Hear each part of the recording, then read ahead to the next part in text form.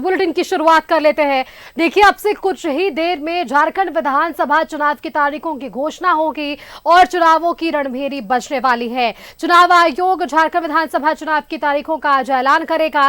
लंबे समय से कह सकते हैं कि सबकी नजरें इस पर टिकी थी। झारखंड के साथ साथ महाराष्ट्र विधानसभा चुनाव का भी अनाउंसमेंट होना है। वहीं कई राज्यों में विधानसभा उपचुनाव के साथ वायनाड उपचुनाव का भी ऐलान हो सकता है। झारखंड में 13 नवंबर के बाद से 2 से 3 फेज में चुनाव कराए जा सकते हैं।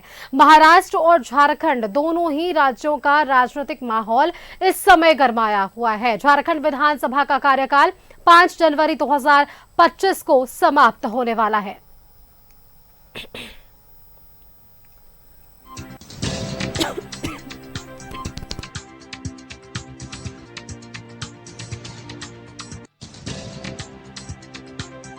अब से थोड़ी ही देर में चुनाव की रणभेरी बजने वाली है। पिछले चुनाव की अगर बात करें तो उस वक्त 5 फेज में चुनाव हुए थे और इस बार यह अनुमान लगाया जा रहा है कि 2 से 3 फेज में चुनाव होंगे।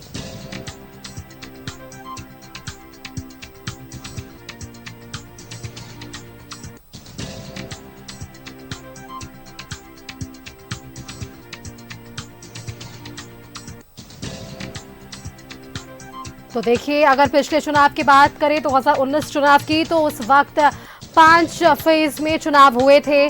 30 नवंबर को पहला फेज हुआ था और उसके बाद 7 दिसंबर, 12 दिसंबर, 16 दिसंबर और 20 दिसंबर को अंतिम फेज में वहां पर मतदान हुए थे और 23 दिसंबर को घोषणा हुई थी 2019 विधानसभा चुनाव के परिप्रेक्ष्य में देखें तो।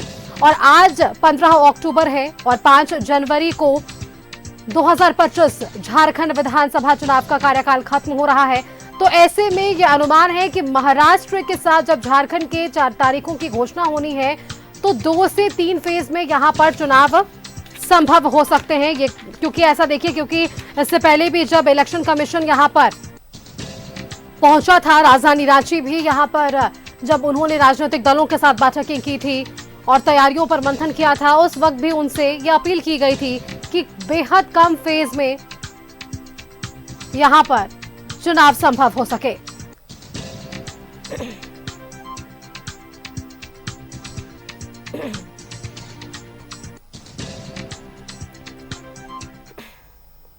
चलिए, इसी खबर पर दिल्ली से हमारे संवाददाता अमर लाइव जुड़ रहे हैं हमारे साथ और राजधानी रांची से हमारे संवाददाता शाहनवाज जुड़ रहे हैं। पहले अमर का इसलिए रुख करना चाहूंगी क्योंकि वहां पर प्रेस कॉन्फ्रेंस है और अमर, देखिए, राजनीतिक समीकरण क्या कुछ है इस पर बाद में आएंगे, लेकिन 3:30 बजे का वो वक्त जब चुनाव आयोग की ओर से प्रेस वार्ता होगी और सबकी निगाहें अब इस पर टिकी है कि आखिरकार कितने फेज में झारखंड में विधानसभा चुनाव संपन्न होते नजर आएंगे। अमर, बिल्कुल, आपने सही कहा कि विज्ञान भवन में ये प्रेस कॉन्फ्रेंस होगा। चुनाव आयोग की पूरी टीम जो है विज्ञान भवन पहुंच चुकी है।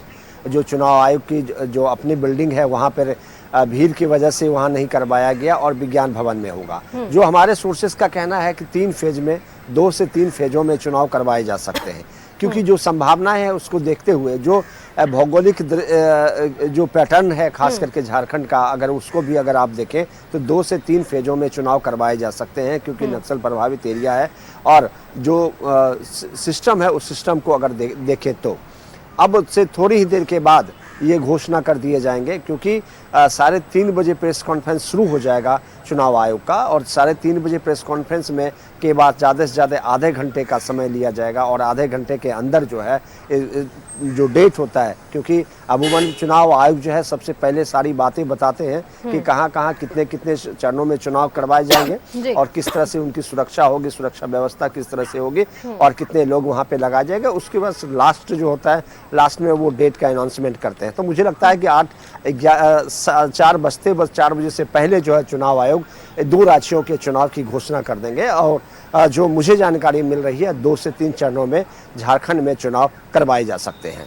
बिल्कुल अमर, राजधानी रांची से हमारे संवाददाता शाहनवाज भी जुड़े हुए हैं। एक बार शाहनवाज का रुख कर लेते हैं।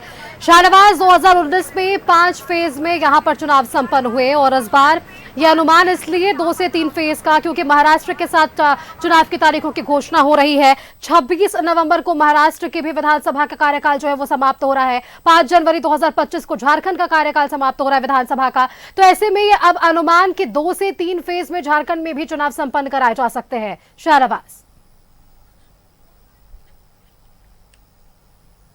देखिए, सभी की निगाह चुनाव आयोग की घोषणा पर है और कितने फेज का चुनाव का घोषणा वो करते हैं वो उन्हीं पर डिपेंड करता है। लेकिन बेहतर वही होगा कि 2 से 3 फेज में ही निपटा दिया जाए पूरे झारखंड का चुनाव, क्योंकि पहले ही बहुत ज्यादा समय आचार संहिता में बर्बाद हो चुका है। अभी लोकसभा चुनाव में भी 6 महीने का समय उसमें लग गया था।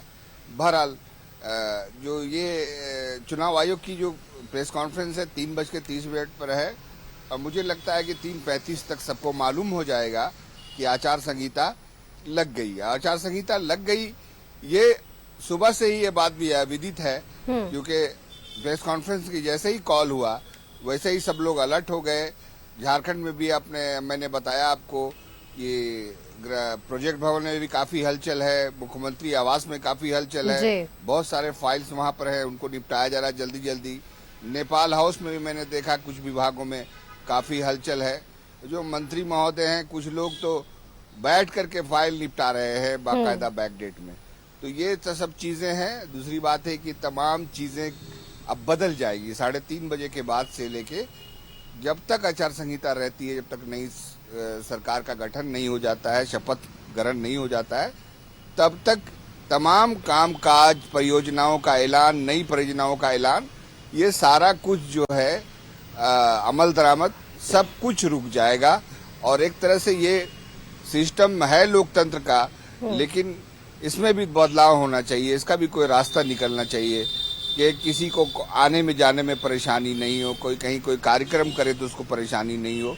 अब देखिए धारा 44 लग जाएगी, इकट्ठा होने पर रोक लग जाएगी, बहुत सारी जगह पर आने जाने में बहुत जगह वाहनों की चेकिंग होगी क्योंकि बहुत कुछ होता है। चुनाव आयोग का पूरा सिस्टम काम करता है और उसके लिए तमाम तरह की जो ड्यूटी पर भेज जाएंगे अधिकारी, IAS अधिकारी के बारे में सुना है कि 20 से 22 अधिकारी दूसरे राज्यों में भेजे जाएंगे, महाराष्ट्र में भेजे जाएंगे और महाराष्ट्र से भी कुछ लोग यहाँ आएंगे। तो एक तरह से फाइलों का मूवमेंट, काम काज सब प्रभावित होता है। लेकिन चुनाव भी बहुत जरूरी है और चुनाव जरूरी है इसलिए ये चुनाव की प्रक्रिया होगी और प्रक्रिया का पालन सबको करना होगा।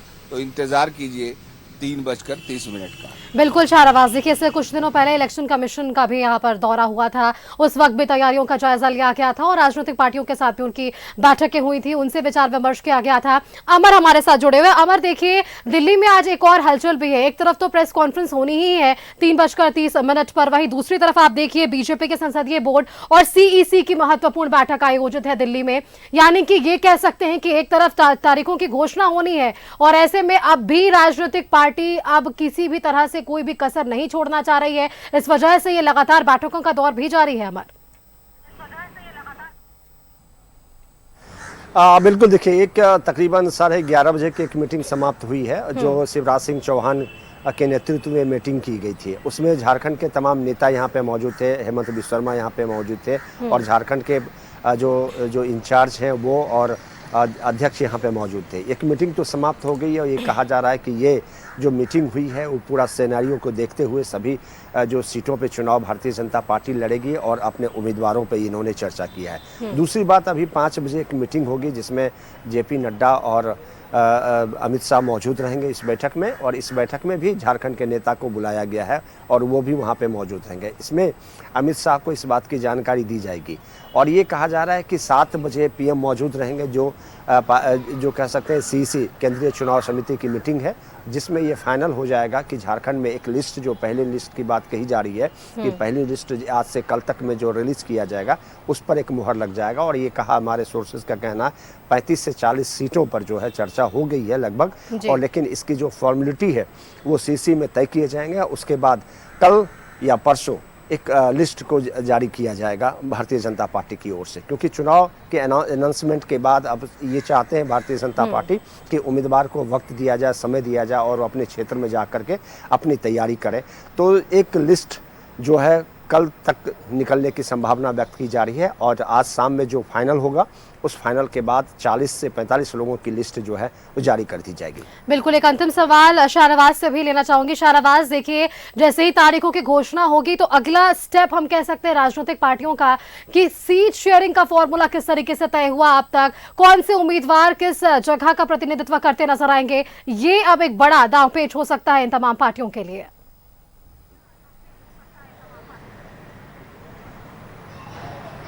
अगर हम बात इंडिया गठबंधन की करें तो वहां पर बड़ा पेज फंसा हुआ है, क्योंकि कांग्रेस को ज्यादा सीटें चाहिए, आरजेडी को 10-12 सीटों की डिमांड है, 7-8 सीटों पर वो चुनाव लड़ के हार चुका है, सिर्फ 1 सीट मिली थी उसको। तो यहाँ पे पेज फंसेगा, जिसको सॉल्व करने में लोग लगे हुए हैं। दिल्ली में भी बैठक हुई है कांग्रेस के साथ और यहाँ भी बातचीत आगे चलेगी। कांग्रेस, जेडीयू, आजसू और एक और पार्टी है रामविलास पासवान, लोजपा, तो वहां भी डिमांड है कुछ सीटों की। तो दोनों तरफ अब यही कवायद होगी और दोनों तरफ अब यही देखा जाएगा कि कौन कितने सीटों पर लड़ता है और गठबंधन कितने पर बनता है। बिल्कुल शाहनवाज, अब जैसे ही तारीखों की घोषणा होनी है और उसके बाद सीट शेयरिंग का फॉर्मूला लगभग तय है और उम्मीदवारों की घोषणा भी जल्द ही हो जाएगी। बहुत बहुत शुक्रिया शाहनवाज और अमर, आपका हमारे साथ जुड़ने के लिए और ये तमाम जानकारियां हमारे दर्शकों के साथ साझा करने के लिए। 3:30 बजे का वो वक्त जब इलेक्शन कमीशन की ओर से प्रेस वार्ता का आयोजन होगा और ये चीजें स्पष्ट हो पाएगी कि झारखंड 2024 विधानसभा चुनाव में कितने फेज में यहाँ पर चुनाव संपन्न होने हैं और परिणाम कौन सी तारीख को सामने आएगा।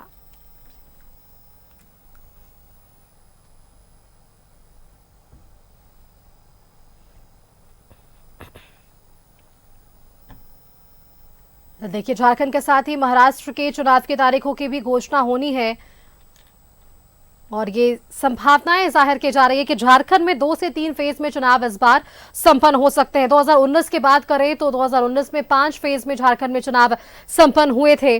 30 नवंबर को पहला फेज हुआ था और क्रमशः 7 दिसंबर, 12 दिसंबर, 16 दिसंबर और 20 दिसंबर को अंतिम चरण के चुनाव संपन्न हुए थे, मतदान संपन्न हुआ था और 23 दिसंबर को परिणाम घोषित किया गया था, क्योंकि 5 जनवरी 2025 को झारखंड विधानसभा का कार्यकाल समाप्त हो रहा है। तो उससे पहले और महाराष्ट्र की बात करें तो 26 नवंबर को यहां भी विधानसभा कार्यकाल समाप्त हो रहा है। इस वजह से ये संभावनाएं हैं।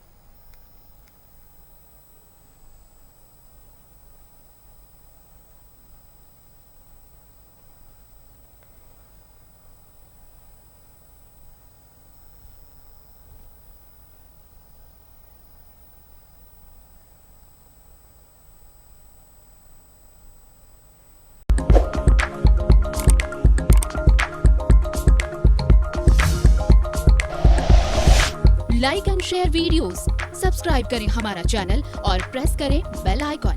न्यूज़ 11 भारत, सच है तो दिखेगा।